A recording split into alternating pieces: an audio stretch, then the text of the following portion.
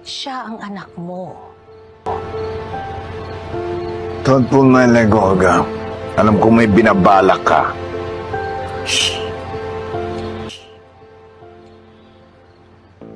Ramon, aaminin ko sa'yo. Simula nang bumalik ka, naramdaman ko na parang baliwala na ako sa pamilyang ito. Nabalot ang buong katauhan ko ng puot at galit sa'yo.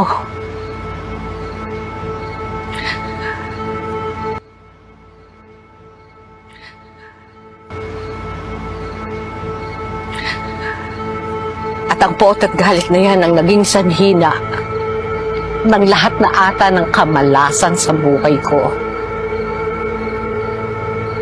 Namatay ang anak ko.